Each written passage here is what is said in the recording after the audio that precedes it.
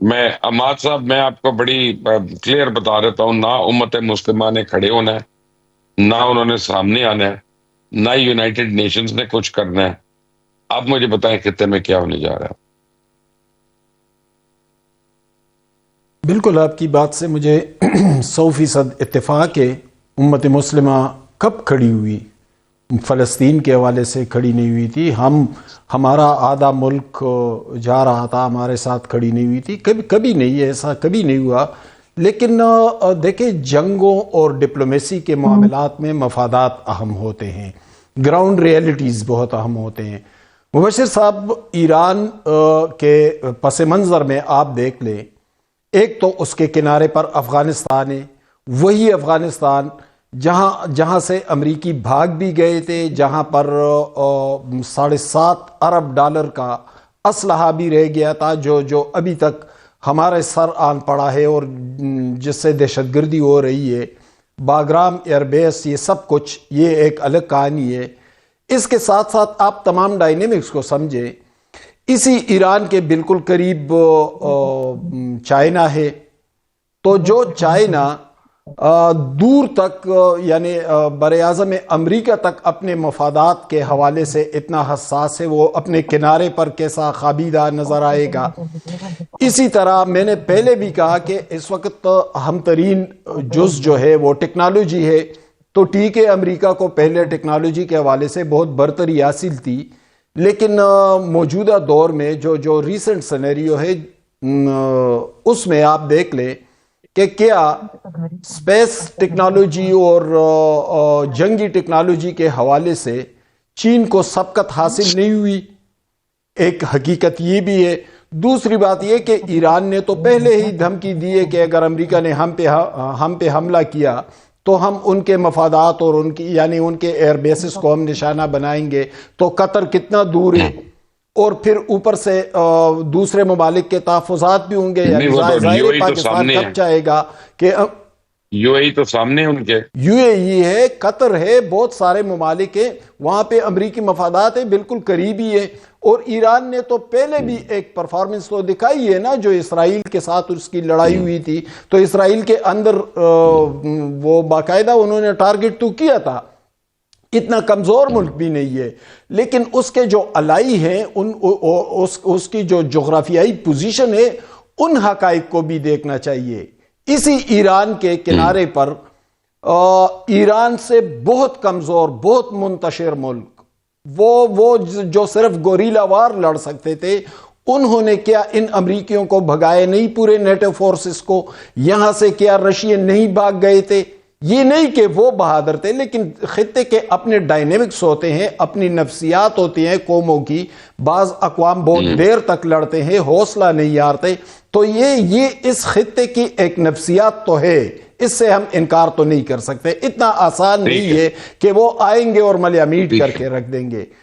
اور دوسری بات یہ ہے کہ ایران کو مفادات کے حوالے سے خطے میں اپنی جغرافیائی پوزیشن کی وجہ سے بہت زیادہ سپورٹ حاصل ہے۔ وہ سپورٹ پاکستان ہے، وہ ترکی ہے، وہ چائنا ہے، وہ رشیا ہے، وہ قریب امریکی مفادات ہیں، وہ افغانستان ہے۔ تو یہ بہت سارے معاملات ہیں۔ ظاہر ہے کہ چین اسی پر نظر رکھے گا، اور روس اسی پر نظر رکھے گا، دوسری ممالک بھی اسی پر نظر رکھیں گے۔ ان کے مفادات امریکیوں کے آنے سے نہیں، بلکہ امریکیوں کے دور رہنے سے ہے۔ ٹھیک ہے حارث، دو باتیں میں آپ کو کلیئر کر دیتا ہوں، اس کے بعد مجھے آپ اپنا انالیسس دے دیجیے گا۔ یہ مگر چونکہ چنازع سے نکل آئے تو بہتر ہے۔ نہ مسلم ممالک نے اکٹھے ہونا ہے، نہ انہوں نے کوئی عملی قدم اٹھانا ہے۔ ہاں، سفارتی طور پہ مذمتی بیان آتے رہیں گے، لیکن جن مسلم ممالک میں اسرائیل کے ساتھ ان کے سفارتی تعلقات ہیں، وہ تو سفیر کو بھی بلائیں گے، اس کے ساتھ بھی احتجاج نہیں کریں گے، کجا اس کا کہ پھر کئی مسلم ممالک ہیں جن کی براہ راست تجارت ہے اسرائیل کے ساتھ، ان کو تیل دے رہا ہے، کوئی گیس دے رہا ہے، ان کے ساتھ اور تجارت ہے۔ سو یہ تو ہم let's come out of this utopian paradise, یہ تو نہیں ایگزسٹ کرے گا۔ سوال یہ پیدا ہوتا ہے کہ پاکستان کا عملی رد عمل کیا ہوگا ایسی صورتحال میں، keeping in mind the problems جو آپ نے خود نشاندہی جن کی Israel on our border on our doorstep, India on our border, Afghanistan on our border, تو what will be have to do? دیکھیں اس میں مبشر بات یہ ہے کہ this is the time, Pakistan نے تو اپنی فل ڈپلومیٹک اور مورل سپورٹ جو ہے نا وہ ایران کے لیے کھڑے ہوئے ہیں، پہلے بھی کھڑے ہوئے تھے، ابھی بھی یہی بات کی ہے کہ اٹ از ناٹ ڈیزائرڈ اور نہیں ہونے چاہیے. Sovereignty of a country must be maintain and there is no reasons, کوئی نہیں ہے. لیکن پاکستان کو اس کو چاہیے کہ Pakistan should be in contact with Turkey, Saudi Arab, then Qatar, these Islamic ممالک، کہ ان سے یہ ضرور بات کریں گے کہ this is the threat you are going to face it, please speak to Americans کہ اس سے آپ کو کتنا ہوگا. بیکاز امریکہ اور اسرائیل بالکل نہیں چاہتے کہ ایران اور یہ سعودی عرب اور قطر یہ آپس میں ملے. So this is the best opportunity for them.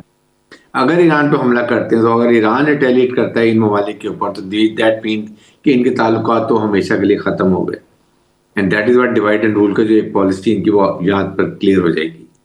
Number 2 بات یہ ہے کہ اس کے ساتھ ایشو یہ ہے کہ اس سے کتنا بڑا نقصان ہوگا. تو اس لیے دس از دا ٹائم کہ یہ ممالک ان کو لاسٹ ٹائم جب یہاں پر آرسٹ ہوئی ہے، پروٹیسٹ ہوئی ایران میں، انہوں نے بڑا کلیئر میسج دیا تھا امریکنس کو کہ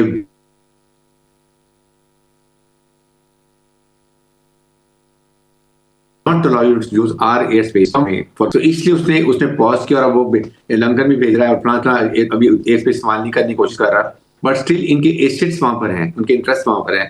تو ان کے لیے بھی ایران، بٹ دیکھیں جب کوئی پھنس جاتا ہے واٹ ول ڈو اسرائیل، اور وہ جہاں پر ان کے بوٹس ہیں، جہاں ان کے لوگ ہیں، وہ کوشش یہی کرے گا کہ ان ممالک کو وہ نقصان پہنچائے ان کے وہاں پر بیسس کے اوپر جہاں یہ اسٹیشنڈ ہے. تو اس لیے اس وقت یہ بڑی پیکولر سچویشن ہے. آنیسٹلی آئی فیل پاکستان ابھی بھی کھل کے بول رہا ہے کہ this is wrong, we will not, یہ نہیں ہونا چاہیے، اور کوئی ریزن نہیں ہے.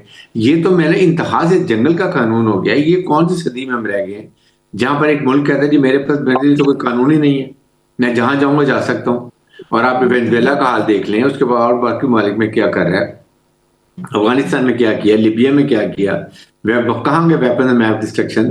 پھر لیبیا کا کیا حال کر دیا، جہاں پر پیٹرو ڈالر کی بات یا وہ لوکل کرنسی کی بات آتی ہے، دے گو سارٹ دیم آؤٹ. لیکن کمزوری ہماری ہے.